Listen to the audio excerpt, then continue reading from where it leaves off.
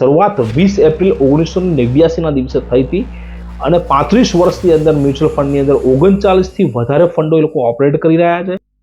જય સ્વામિનારાયણ. રવિવાર આવી ગયો. રવિભાઈ હાજર થઈ ગયા. દરેક રવિવારે આપ અમારા વિડીયો નિહાળતા જ હોવ છો, પણ ચેનલને સબસ્ક્રાઇબ કરવાની બાકી રહી તો ચેનલને સબસ્ક્રાઇબ કરી અને સૌ પ્રથમ વિડીયો મેળવવા માટે પ્રેસ બેલ આઇકોન, તેનાથી સૌ પ્રથમ વિડીયો તમને મળી જાય. દર રવિવારે રાત્રે 12 વાગ્યા વિડીયો લોન્ચ થાય છે. સૌથી પહેલો વિડીયો તમને મળી જશે. વિડીયોની શરૂઆત કરતા પહેલા આપનો પરિવાર આર્થિક રીતે સુખી, સ્વસ્થ અને સંપન્ન બની રહે એ બદલ ભગવાન સ્વામિનારાયણના ચરણોમાં પ્રાર્થના. વિડીયોની અંદર ફરી વખત એ જ વિષય, ઓછી જાણીતી એએમસીની વાત ભાગ 2 લઈને આપણી સમક્ષ ઉપસ્થિત થયો છું. આની પહેલા એક વિડીયો બનાવ્યો ને ત્યારે એકાદ બે જણાએ કોમેન્ટ કરી હતી કે રવિભાઈએ પ્રમોશન કરવાનું ચાલુ કર્યું. હું પ્રમોશન કરતો નથી, હું પોતે જ એક બ્રાન્ડ છું, એટલે મારે પ્રમોશનની એવી કંઈ જરૂર છે નહીં.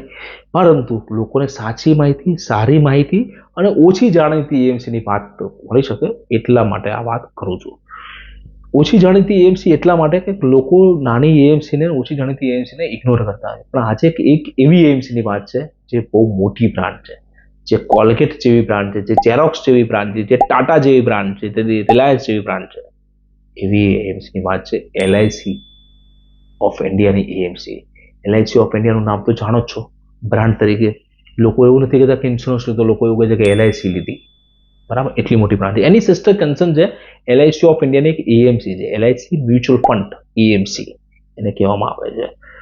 10 લાખથી વધારે લોકો એલઆઈસી સાથે જોડાયેલા છે અને એનાથી એનો પરિવાર ચાલે છે. એની એક સિસ્ટર કન્સર્ન છે.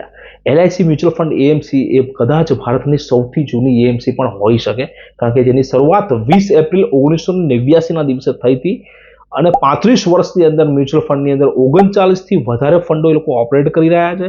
જેમના સીઈઓ 2025ની તારીખે રવિ કે ઝા કરીને એના સીઈઓ છે. 35,000 કરોડથી પણ વધારેનું એઓમ એ લોકો મેનેજ કરી રહ્યા છે.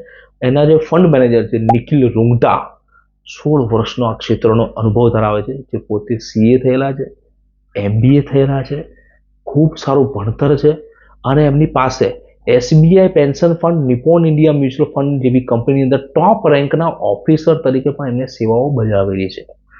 એ એમના ફંડ મેનેજર છે.